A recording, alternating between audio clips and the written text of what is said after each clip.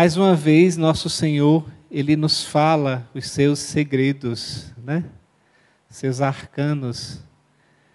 Ele se revela a cada um de nós através de parábolas. Através de histórias que Ele inventava,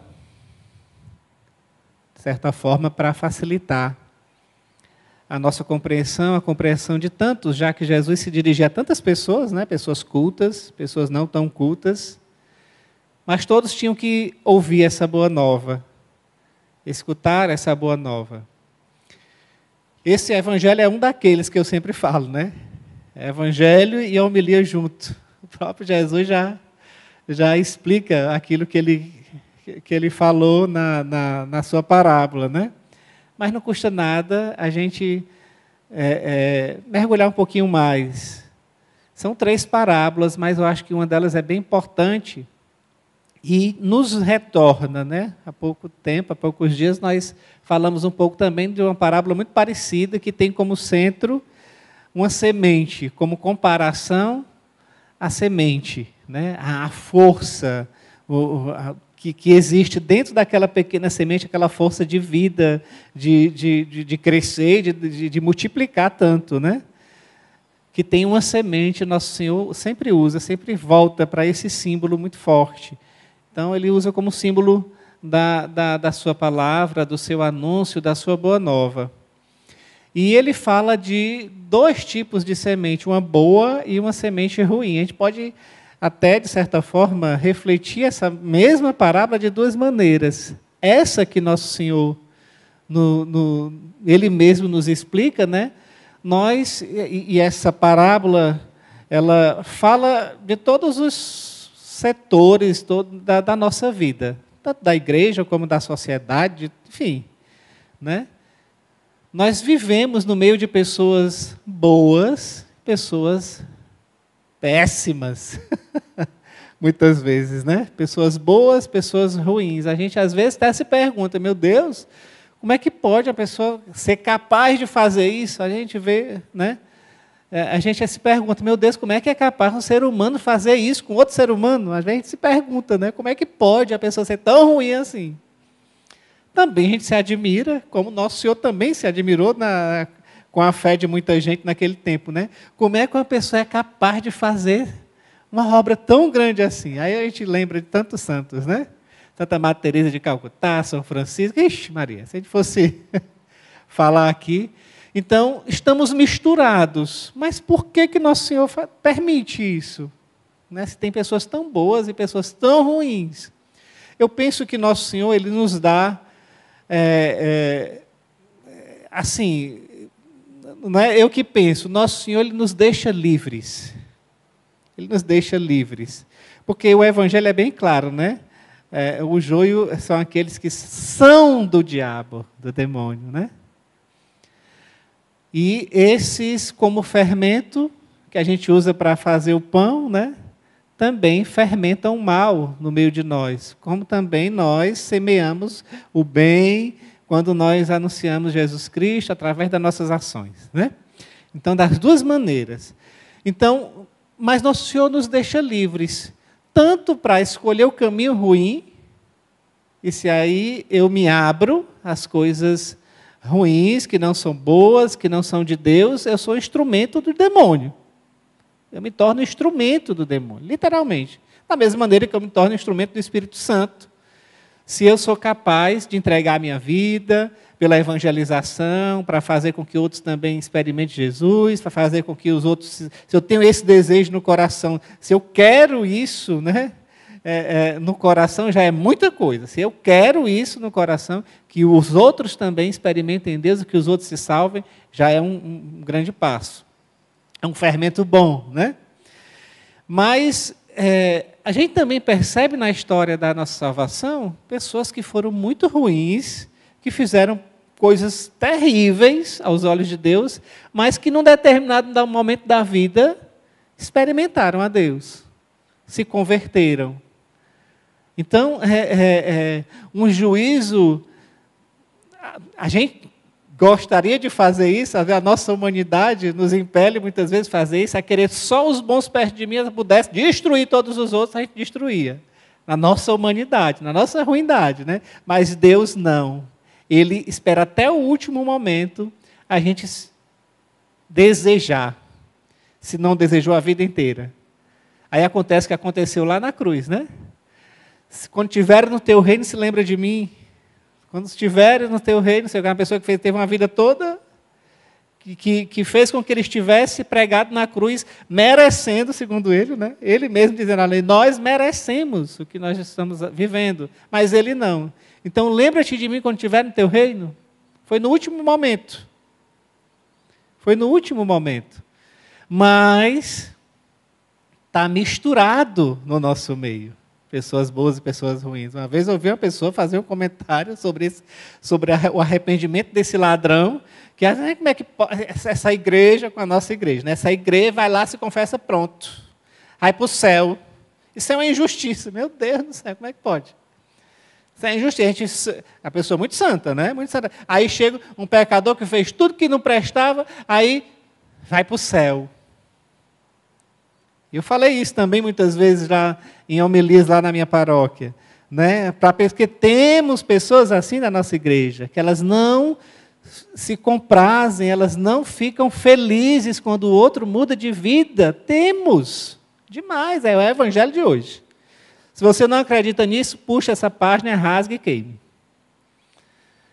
O nosso meio está misturado. Isso é nas congregações, é na arquidiocese, é no meu trabalho, é na sociedade, é em todos os lugares. Temos pessoas muito boas e pessoas muito ruins. Então, eu costumo muito dizer, gente, o nome disso é conversão. Ah, mas um infeliz desse, que era ladrão, que era maconheiro, que era não sei o quê, que era bandido, está aí fazendo a leitura. Como é que o senhor deixa o negócio? Chegaram para mim dizendo isso. Como é que o senhor deixa a pessoa... Minha filha, o nome disso é conversão. Você sabe o que significa essa palavra? A pessoa que era ruim deixou de ser ruim. A pessoa que era pecador deixou de ser pecador. Então, está tudo misturado. Porém, Nosso Senhor nos dá essa graça de escolher os caminhos. Por isso não pode destruir tudo agora. Eu posso me desviar, Deus o livre, Deus me defenda. Eu posso me desviar. Mas o que é ruim também pode tornar-se um grande santo. É a história da nossa igreja. Pode se tornar um grande santo. Aí a gente vai lembrar de tantos santos, né?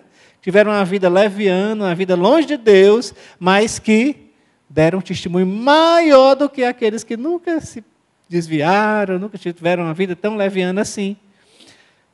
É assim que Nosso Senhor quer que seja. É assim que Nosso Senhor quer que seja. Porque ninguém está no seu caminho por acaso. Ninguém aparece na nossa vida por acaso. Ou é para que eu transforme a vida dela pelo meu exemplo de vida, ou para que ela transforme a minha vida pelo exemplo dela. Então, se eu busco a Deus, se eu desejo Deus, desejo a santidade, desejo a salvação do mundo, enfim, eu vou fazer com que o outro experimente o caminho, a verdade e a vida que eu acredito que é Jesus. Eu vou fazer o outro experimentar isso. Então, nisso consiste também em sermos semeadores. Isso é uma maneira de ver. A outra maneira de ver é aquela que Nosso Senhor já falou para a gente, né? No nosso coração pode ter a semente boa e a semente ruim também. Olhando o nosso coração, nossa vida como um terreno, como um pedaço de terra. Eu posso acolher essa palavra de Deus e escolhê-la para guiar a minha vida, para iluminar meus diz a música assim, né? Lâmpada para os meus pés, luz para o meu caminho, eu posso escolher essa palavra. Mas também o inimigo pode semear, porque ele está sempre atento. Semear no nosso coração coisas que desvirtuem essa palavra de Deus. E é uma coisa assim terrível que eu vou deixar de buscar o Evangelho, deixar de rezar minhas novenas, deixar de rezar meu texto. Não é assim que o demônio vem. Não é assim. Ele vem através daquela superstiçãozinha bestinha, boba. Não, isso aqui é uma coisa boa. Eu vou viver aqui essa superstição, eu vou fazer essa simpatiazinha aqui, eu vou olhar o horóscopo uma vez na vida que eu olho, né? E assim o inimigo vai semeando o mal e ele cresce dentro de nós. Porque a semente tem esse poder. Eu posso achar que é só um horóscopozinho, uma bobagemzinha. O grão de mostarda não cresce tanto que as aves fazem os seus ninhos, né? Pode crescer dentro de mim também. Então nós estamos nesse meio. Precisamos pedir a Deus a graça todos os dias, é por isso que a gente comunga todos os dias, tenta comungar todo dia, busca, deseja, né? Experimentar esse Deus a todo momento, e é vida de oração que Ele quer. Ele não quer momento de oração na vida da gente. Vida de oração. Vida de oração. É o dia inteiro pensando em Deus. Pensando em fazer coisas para agradar a Deus e deixando de fazer coisas que desagradam a Deus. Isso é vida de oração. A vida de oração verdadeira é essa. As devoções entram também, lógico. Os nossos textos entram, as nossas novenas entram, tudo isso entra. Mas vida de oração é estar sempre fazendo ou deixando de fazer coisas para agradar a Deus. Para agradar o coração de Deus. Foi assim que tantos santos morreram, né? Entregaram sua vida para não desagradar a Deus. Não pecaram e entregaram a sua vida, o seu sangue, Santa Maria Gorete, né? Um exemplo, né? Isso desagrada a Deus, não é pecado, dizia ela. E assim a gente vai sendo como esse grão de mostarda que cresce tanto. Porque é exatamente isso. A figura do fermento é espetacular. A figura do fermento é espetacular. Quanto mais nós buscamos a Deus, quanto mais nós queremos ser santos, muitos outros vão se achegar a nós, a abrigar-se à nossa sombra. Padre Edson, o que é que o senhor acha dessa situação? O que é que eu devo fazer? Ou então qualquer um de vocês, eu tenho certeza que vocês acompanham tantos leigos que procuram vocês para uma orientação, um acompanhamento, ajudar a rezar. É a figura da pequena semente de mostarda. Muitos a gente vai atrair porque eles acham que nós estamos mais perto de Deus. Eles dizem, olha, eu vou falar com aquela pessoa, dificilmente a pessoa chega diretamente no padre, ou chega diretamente na Madre Kelly, na Madre Jane, eles vão para aqueles que estão mais perto, vão se achegando. A mesma coisa a gente faz com Deus, né? A gente vai para quem? Nossa Senhora, né? Nossa Senhora ajeita aí as coisas, prepara aí os caminhos. Estou precisando disso. Não é assim que a gente vai fazendo? Mesma coisa, muitos e muitos vão buscar vocês, vão se espelhar em vocês, às vezes vão se escandalizar, porque a gente é pecador, a gente é fraco também, né? Mas muitos vão se achegar a nós, essa figura é espetacular. E a gente precisa, com o nosso testemunho, sem tantas palavras, porque às vezes a gente vai falar demais, mete os pés pelas mãos, e vou já parar de falar, que senão... A gente começa a meter os pés pelas mãos, mas com o nosso testemunho de vida. Pronto, deseje viver, tente viver, que isso aí já vai fermentar a vida de muita gente. A busca de Deus de muita gente. Amém?